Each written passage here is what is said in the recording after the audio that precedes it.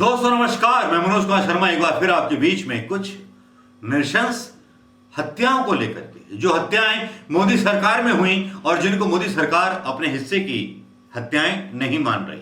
जी हाँ, ये वही मोदी सरकार है जिसने नारा दिया था कि हवाई चप्पल में नहीं चलोगे, आप हवाई जहाज में चलोगे। लेकिन उस देश का क्या होगा जिस देश में चप्पलें टूट जाती हैं? तब क्या क्या होता है, क्या होता है उस देश में जब चप्पलें टूट जाती हैं? तो बिसलरी की बोतलों को चप्पल का आसरा बना लिया जाता है। इससे शर्मनाक स्थिति इस देश की सरकार की क्या होगी?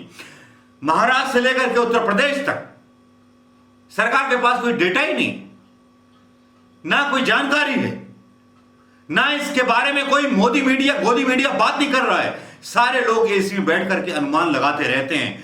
तो क्रोधित होना तो मेरा आवश्यक बनता है, सारे हिंदुस्तानियों को क्रोधित होना आवश्यक बनता है। सरकार क्यों जवाब टाल जाती है? जब लोग पैदल निकलते हैं अपनी मंजिलों की तरफ, अपने घर की तरफ, इस डर से कोरोना के कि वो मारे जाएंगे, और कोरोना पॉजिटिव भी मिलते हैं लोग। सरकार की चेन कहां टूटी, सरकार कहां नाकामयाब हुई? अगर मनमोहन सिंह की सरकार अगर होती तो अब तक मोदी मीडिया ने उसके पंखे उड़ा दिए होते, पर उधड़ लिए होते, उसे सवाल पूछ लिए होते। लेकिन यहां तो कहानी गजब है। यहां तो गोदी मीडिया जो है वकालत करने में जुड़ता है मौतों की सियासत में वो पैसे खाने वाले दलाल भी शामिल हो जाते हैं, जो अपने आप को बहुत बड़ा राष्ट्रवादी मानते हैं। तो उन राष्ट्रवादियों के मुंह पे थूकना बनता है कि नहीं बनता? इन हरामजादाओं पर, इन भाड़ों पर, जो आपकी खबर, हिंदुस्तान की खबर, हिंदुस्तान के मजदूर और किसान की खबर नहीं दिखाते, तो इनके मुंह पे थूकना भी बनता है, इनके चैनल का बहिष्कार भी बनता है। बहिष्कार करो इन चैनलों का। मेरा गुस्सा बेफालतू नहीं है, मेरा गुस्सा जायज है। जब मैं देखता हूं कि सड़क पर चलते हुए मजदूर चले आ रहे हैं, ट्रकों में आते हैं, पैसे दे रहे हैं, अपने घर तक पहुंचना चाहते हैं, लेकिन सरकार की ट्रेनें चलती नहीं है। सरकार दावा करती है कि 15% दे दिया, 85% दे दिया। मैं गांव कसेर कला हूं, बुलंदशहर का रहने वाला हूं। वहां के मजदूरों की हालत आपको पता है? वो आए हैं, उनका एक टिकट यहां डाल रहा हूं, 1000 रुपए लिए गए। टिकट से तो सबूत मिल जाएगा ना। ये 15% और 85% का झगड़ा छोड़ दें प्रधानमंत्री मोदी जी और भारतीय जनता पार्टी की सरकारों। मुख्तार अब्बास नकवी, शहनवाज खान, जरा खुल के तो आओ सामने, जवाब दो हिंदुस्तान की पब्लिक को, हिंदुस्तान की जनता को, उन मजदूरों को जवाब दो जो मजदूर अपनी मजदूरी करके हिंदुस्तान के ताजमहल और बड़ी बड़ी फैक्ट्रियों में उत्पादन करते हैं, जो कार बनाते हैं, जो मोटरसाइकिल बनाते हैं, उनका तो जवाब दे दो। आप सवाल उठा दे तो विपक्ष पे।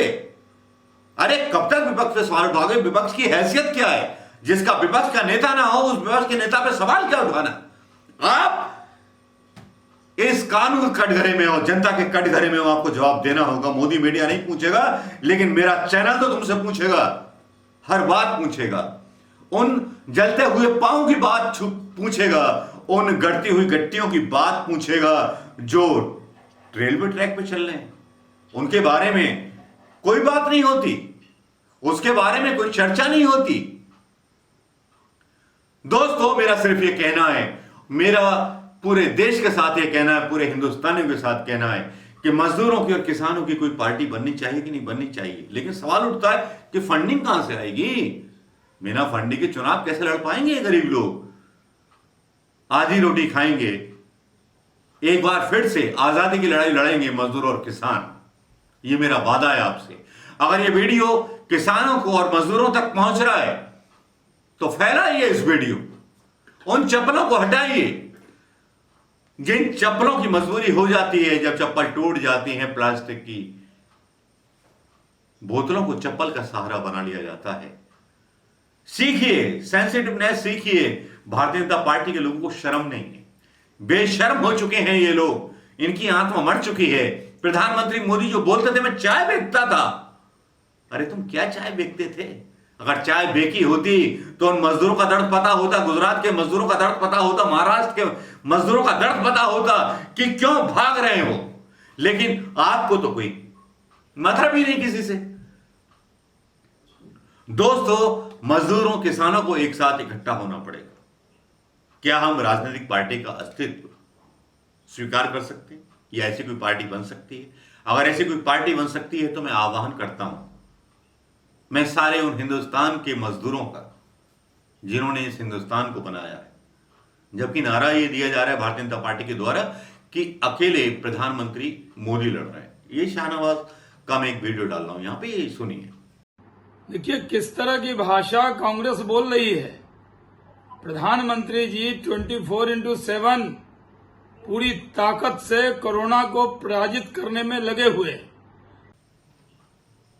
ये वीडियो आपने सुन लिया होगा दोस्तों। ये वीडियो में बोल रहे हैं कि अकेले मोदी जी लड़ रहे हैं। क्या वो 125 करोड़ हिंदुस्तानी लड़ रहे जो लॉकडाउन में रह रहे हैं अपने घरों के अंदर? क्या वो लड़ाई नहीं लड़ रहे जिनके बच्चे बाहर नौकरी कर रहे हैं? क्या वो लड़ाई नहीं लड़ रहे जो मजदूर अपने घरों पे वापस जा रहे हैं? यानी कि सारे लोग जो हैं मूर्ख हैं, केवल मोदी जी ही अकेले बम्बारमेंट कर रहे हैं, मतलब कोरोना के ऊपर।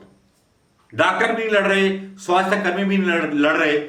ये बयान जो है ऐसा बयान है जो देखा जा रहा है इस मायने में कि पूरे हिंदुस्तान की बेइज्जती कर रहे हैं, स्वास्थ्य कर्मियों की बेइज्जती कर रहे हैं, पुलिस की बेइज्जती कर रहे हैं और उन सब लोगों की बेइज्जती कर रहे हैं, उन कर्मचारियों की, IAS IPS ऑफिसरों की। मैं कहता हूं सबसे खड़े हो जाइए सब इस हिंदुस्तान की आत्मा को बदलने के लिए, इस आत्मा के भविष्य को बदलने के लिए, इस हिंदुस्तान के भविष्य को बदलने के लिए।